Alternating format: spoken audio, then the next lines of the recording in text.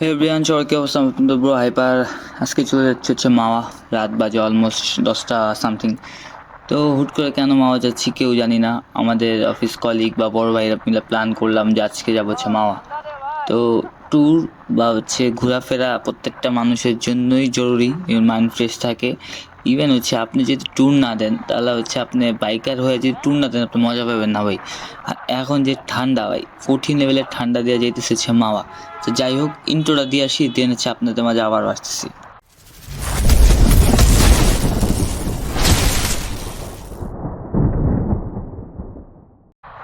তো সবার কি অবস্থা কমেন্ট বক্সে জানাবেন। অ্যাজ ইউজুয়াল অনেকদিন পর ভিডিও।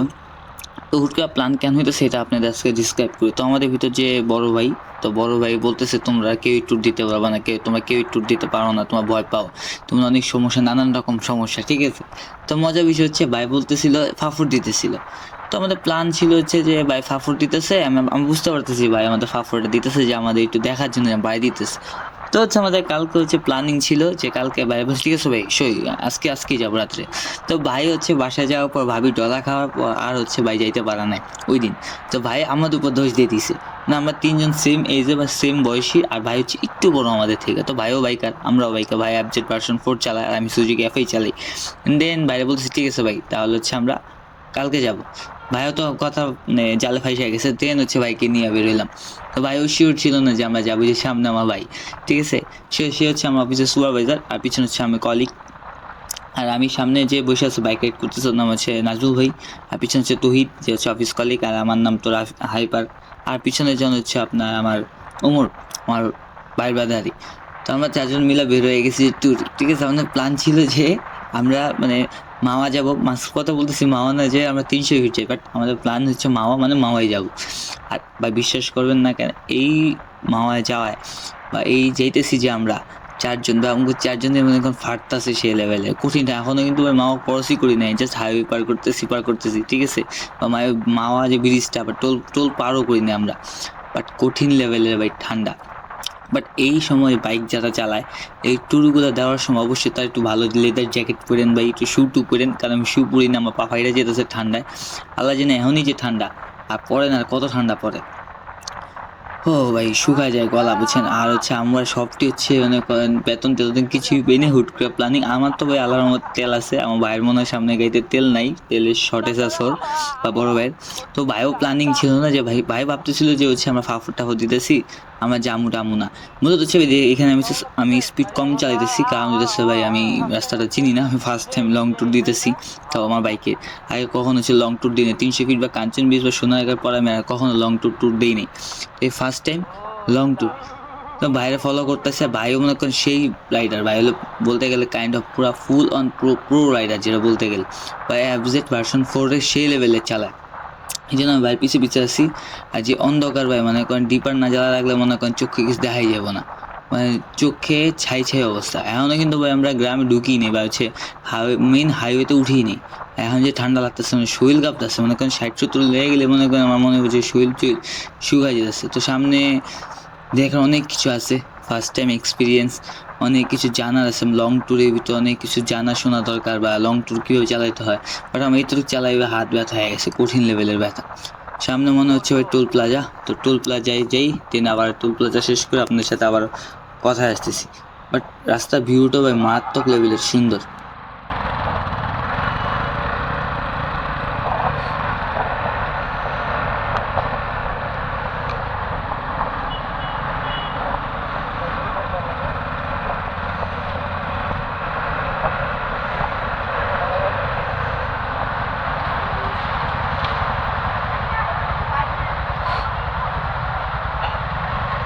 কত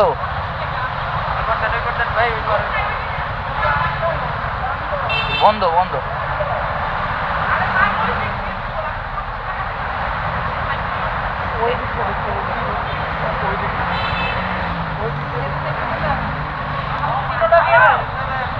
ঘুরাইতেছি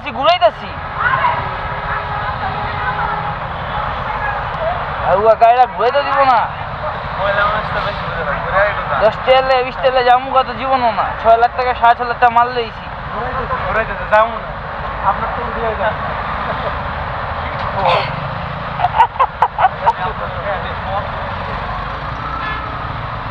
আগে সিগন্যাল দিতে বেশি কথা বলে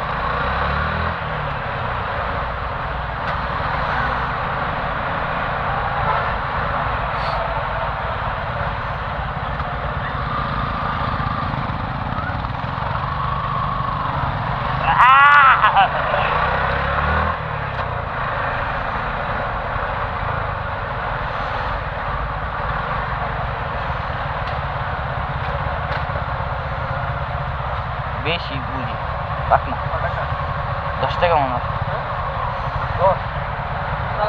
কত 20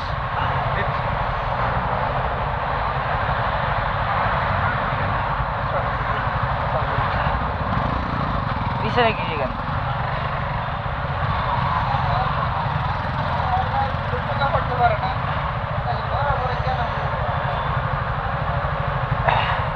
লেগে বেরি মানুষ বেশি বুঝে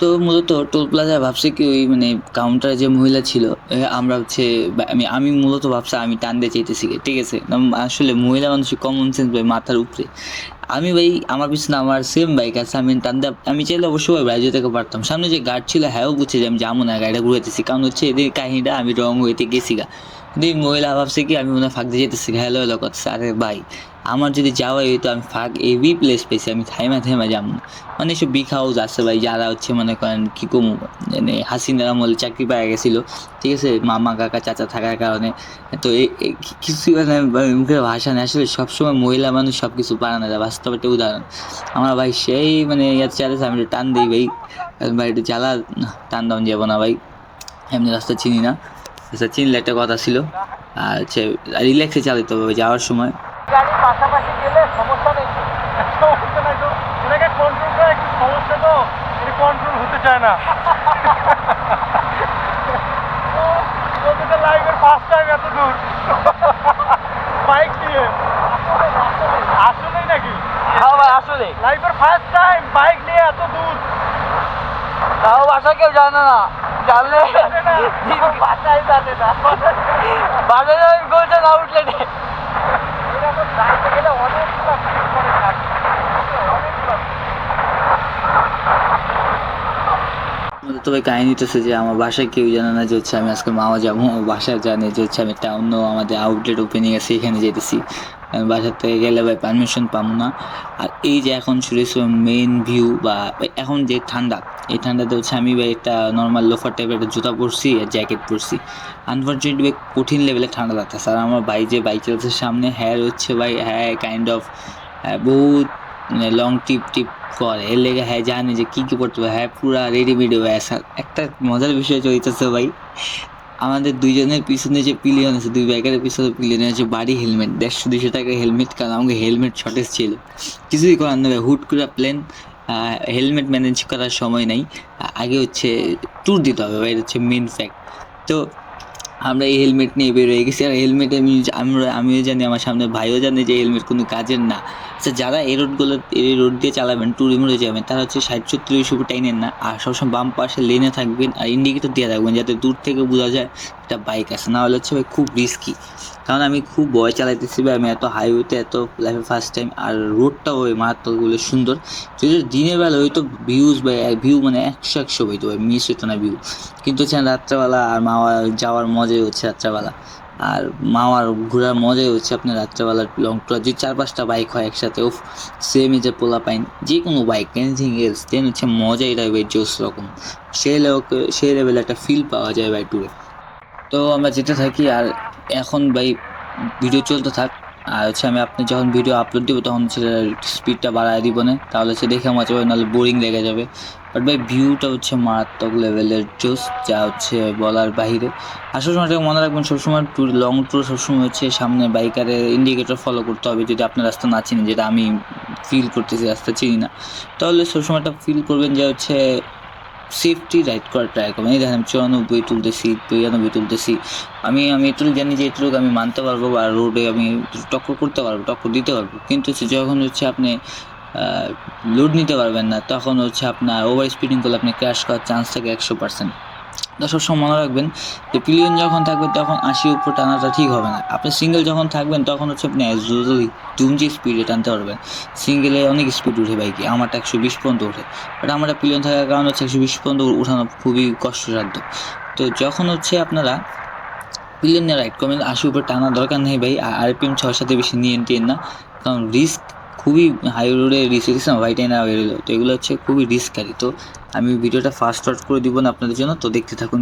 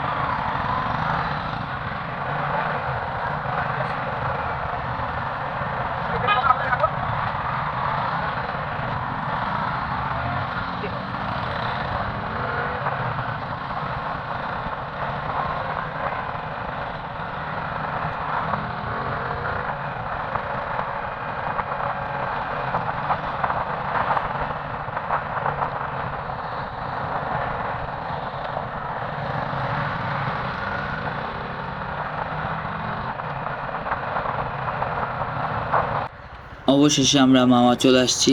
তো মামার ফিল্ডটা ভাই অন্যরকম, গ্র্যান্ড, অনেক সুন্দর, গ্রাম্যটা ভাইবস আছে ভাই। ভাই দেখেন কত কত দোকান, বাট এখন মামা জানি মানুষ কম কম লাগতেছে, খুবই কম। রাস্তাঘাটের যে অবস্থা, এই রাস্তাটা বৃষ্টি হলে যে কি একটা অবস্থা হয়ে যায় দেখলে বুঝে যেতেছে যে কি একটা অবস্থা। মানুষ ডাকাডাকি চলতেছে, মামা আসেন আসেন, ভালো লাগতেছে জিনিসটা। মনে হচ্ছে কই না কই আপাল্লা খেটে খেটে বলছে। সিলেট একবার গেছিলাম, মনে হচ্ছে সিলেটে আসছি, যে মামা এই হোটেল ভালো, এই হোটেল ভালো। তো দেখতে থাকুন এরপরে ভিউগুলো।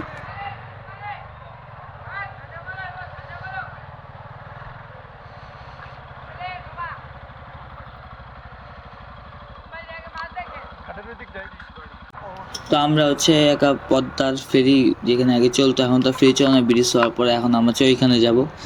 আর এখানে এবার লাইটিংগুলো অনেক জোস, আর ভিউটা মানে এই জায়গাটার ভিউ যদি আপনি সকালবেলা আসেন না ভাই, মানুষের অভাব পাবেন না, মানে কঠিন লেভেলের মানুষ পাবেন। আর এখন তো হচ্ছে রাত্রে, হয়তো বা এখন 1:30 বাজতেছে অলমোস্ট, তাই মানুষ খুবই কম। বাট এই জায়গায় হচ্ছে 10-12টা যখন হচ্ছে আপনি বাইক নিয়ে আসবেন, একটা গ্রুপ আসবেন, ফিল ভাই অন্যরকম থাকবে। আর এই রাস্তাগুলোর মানে একটু সুবিধা সামনে যেদিন চলতেছে না ভাই, পুরো একটা চাঁদাবাজি চলতেছে, বুঝছেন, 10 টাকা করে নেয়। দেখেন সামনে অবস্থা।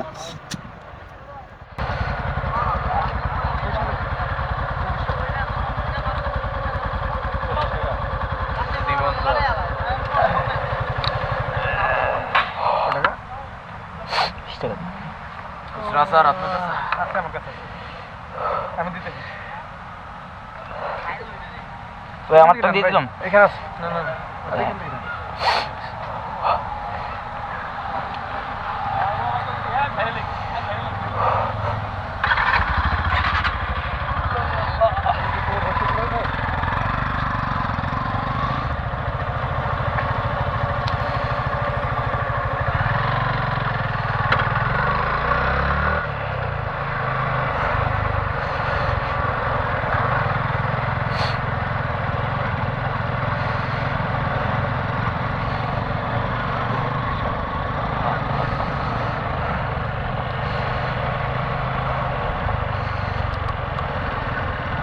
ঘাট সামনেই ভাই, সামনেই ঘাট, ওই দিকের ঘাট। এখানে বাইক রেখে আমি খাইছিলাম কোনটা জানেন? এই যে মাঝখানে দাম কেমন? দাম আমাদের তখন 700 টাকা দিয়ে দিয়েছি আমরা। আচ্ছা বলছিলাম তো, তো এই দিক দিয়ে ভাত এক বাটি ছোটো বাটি 120 টাকাটা আপনারই হবে না, ডাল 120 টাকা। দাম বেশি মানে ইলিশের দাম কম, ভাতের দাম বেশি। ধাওয়া বসাতে চতুর্বশ।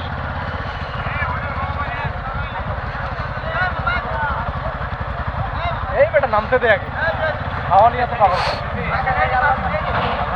ঘুরে আসবা।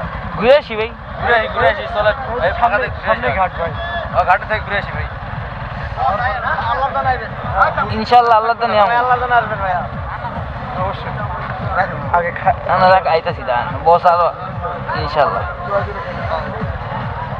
কই গেছে ভাই? কই অনেক কিছু করছে এখানে। ক্রিকেট, আমরা ক্রিকেট খেলা দেখে গেছি। ক্রিকেট এই অবস্থা।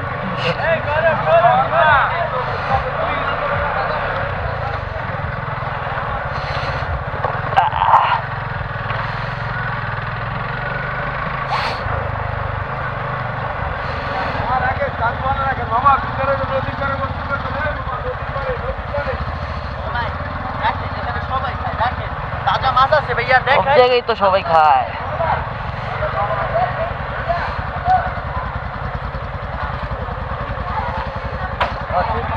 ওই দিকে ভাই, এখানে গাড়ি রাখে যাইতে হবে, ওই দিক দিয়ে যাওয়া হবে। গাড়ি রাখে যাইতে হবে, নামেন রাখে যাইতে হবে। এই যে এই দিক দিয়ে যেতে হবে, নামেন এখানে রাখবো। গাড়ি রাখলে ধীরে দিয়েছে রে কাকা।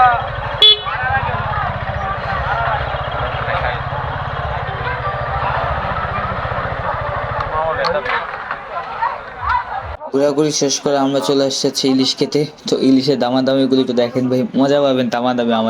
আমরা সেই লেভেলে দামাদামি করতে পারি, আর আমরা 4 জন যে দামাদামির ওস্তাদ।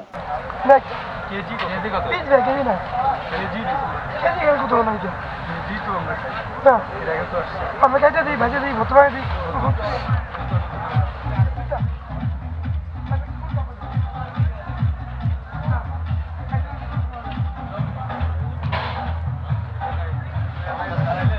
বড় সাইজের নাই তুই কথা আমি একটু করে আপনি একটু হয়ে গেল না ওই 150 টাকা যা 150 টাকা 150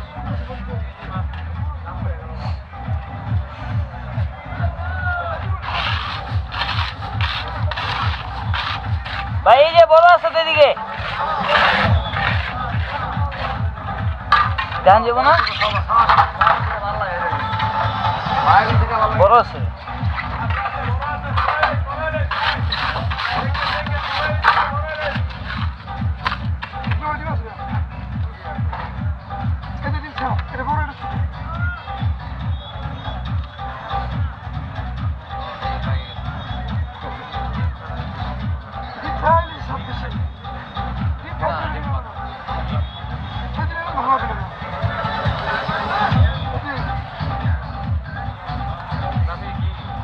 আপনি যেটা করবেন এটাই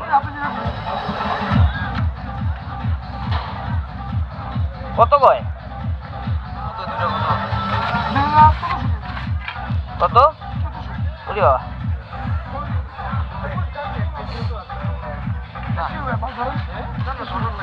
1 কেজি আসবে না 1 কেজি আসবে না যা আছে আছে না ভিতরে আছে আপনারা তো খাটে খাওয়াবো তো এই তো কও ছোট করে কও তোমার দোকানে বিসমিল্লাহ করে লাই আপনি করে ভালো না আমি কইছি করব না আপনি খাওয়াবো তো দাম খাওয়াইতে পারি ভাই খাইতে এলাম তো টেস্ট করে যাই কাটুম ভাজুম বোতা খরচ খরচা করে দিব বলতে আপনাদের সেই বল সব দোকানে দাদা ভাই আপনি আমার পিছা করেন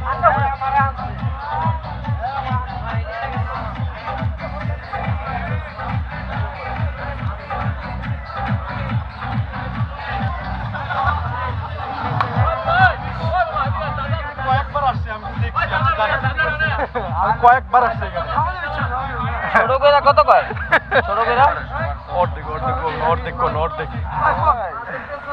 কত কইছে দাম কত 1600 কইছে ও আমার তো বাজারে বাইরে যায় গেছে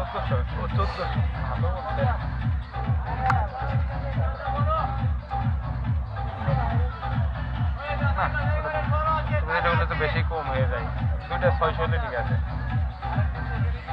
ওইরকমই না না রাখতে দাও খাইতে চাইছি একদিন নিজে তো খামুই ওই যে ভাই তো কয়ে গেলিছে আমরা তো আরো কম কইতাম ভাই সব এই স্টুডেন্ট বড় ভাই হয় যদি হয় তাহলে কাজ করে আলো না না না বিসমিল্লাহ করে ভাই কইছে আর লরমুয়া হ্যাঁ আইছি তো দে দে না না না না আমরা তো বড় ভাইয়ের উপর আমরা ভাই কইছে আর বেয়াদবি করো কি তো টাকাটা কেমন আইতাছে পাবলিক নাই তুমি আজ কত কইছো না না যেটা কইছি এটাই এটাই না না না না না না যেটা কইছি এটাই সমান সমান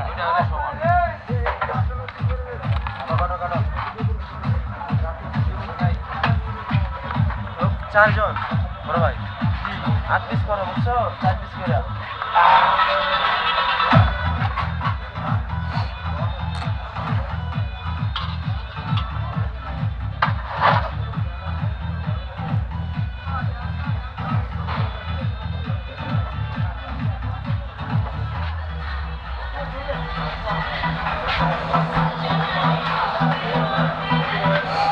মাছ মাছ ভর্তা করবে না মামা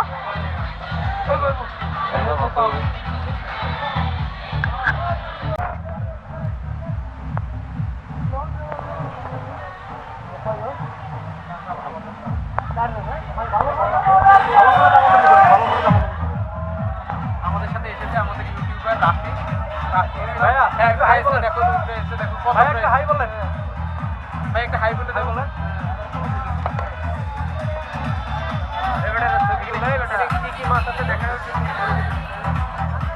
আমরা খাচ্ছি হচ্ছে আল্লাহর দানে আমাদের বড় ভাই নাজমুল ভাই আমাদের বড় ভাই শহীদ ভাই আর হচ্ছে আমাদের ভাই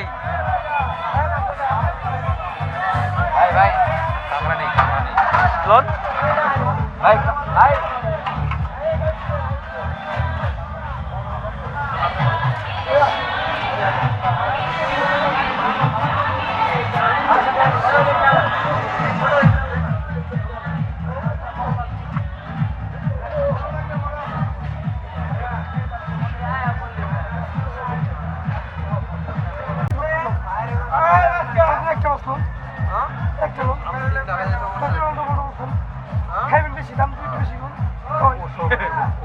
ভালো বলতে হ্যাঁ রাইট রাইট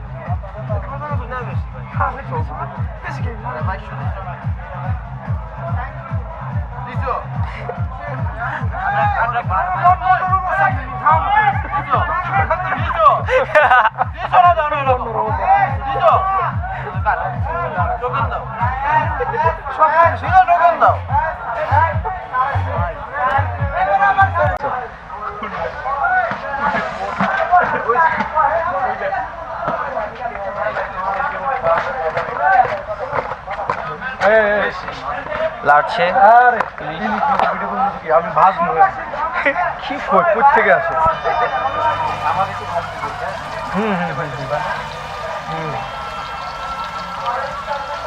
ভাই বাজবেন?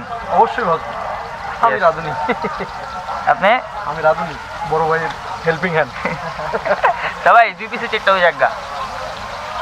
আরে দেখেন না অনেক দূর থেকে হ্যাঁ? দিয়ে দেন কি আমি Yes. আমি দুটো পছন্দ করছি, আপনি দুটো পছন্দ করে দিন। আপনি নেন আপনার খায়া খুশি হয়ে যাবে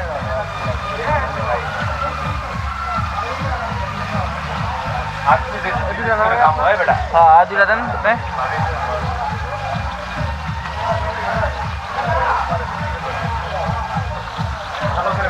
অবশ্যই আমার বড় ভাই খাবে সব আমার বড় ভাই আমি অবশ্যই ভালো করে রান্না করছি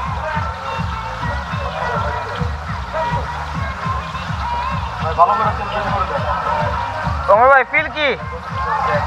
অসাম অসাম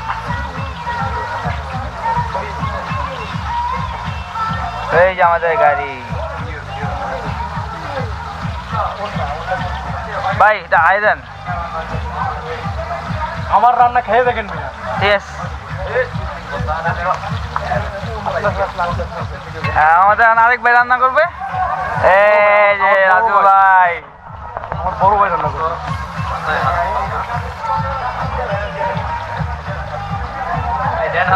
নারেন একটু নারেন আমি তো ভালো একটু নারেন মানে ভাই ভাই তাকান একটু ভাই। আমরা কি নাজমুল ভাই রান্না খাচ্ছি হ্যাঁ ভাই আমাদের রান্না করে খাওয়াচ্ছে জি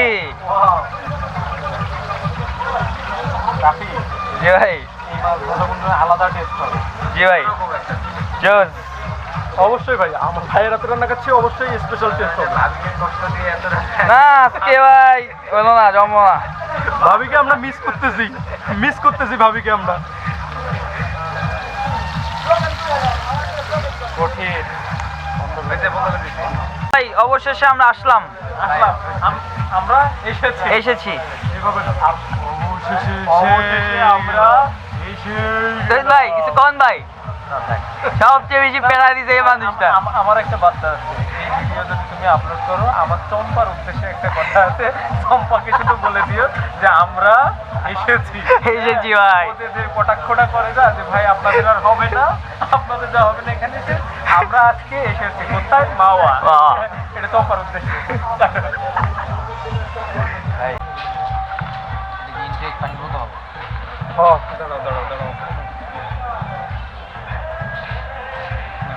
এই ফ্রেমে তো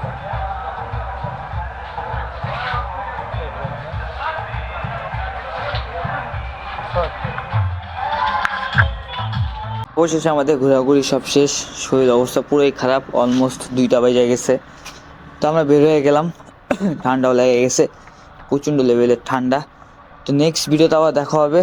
আর অবশ্যই যারা হচ্ছে মামার ট্রিপ আসবেন বা ঘুরতে আসবেন সন্ধ্যা বা রাতের দিকে শীতকালে, অবশ্যই শীতের জামা পারফেক্টলি পরে আসবেন, নাহলে আমাদের মতো 4টা মতো কঠিন ঠান্ডা লাগবে আপনাকে।